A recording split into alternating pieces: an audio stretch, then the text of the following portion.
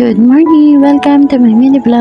Ito na nga pala yung naipon namin. Ilalagay na muna namin sa bangko. Pupunta kasi kami sa palengke para mamalengke. 845 pa lang ang naipon namin. Iniiwan ko naman na si Yuki kala Lola.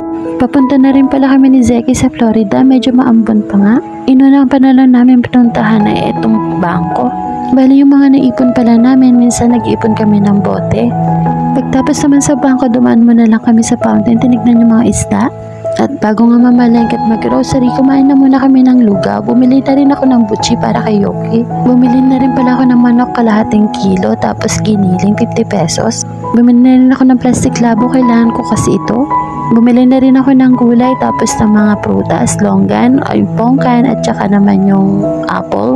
Sobrang ganda nga sa ice yung mga prutas. Bumili na rin ako ng itlog pang almusal namin. Pagkatapos na mamamalengke, dumaan lang kami saglit dito sa grocery. Bumili lang kami ng mga kailangan namin na worth 200 pesos. Pauwi na rin pala kami. Kapag pauwi naman kami, nakatulog si baby. Ito nga pala ang nabili ko ngayon, worth 1,000 pesos.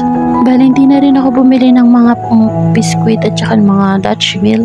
Sabi kasi ni Daddy Ryan, may binigay daw si Mama, kaya sila na lang muna bibili namin ng bahay. Medyo magulo na. Gumawa na rin ako ng baon ni Yuki. Ito nga pala ang tanghalian namin.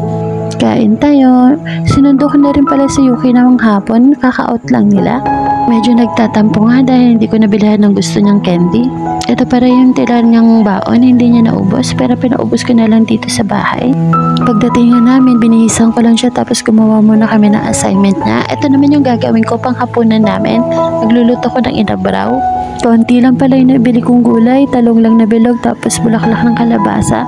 Tapos pinirito ko na muna pala yung isda.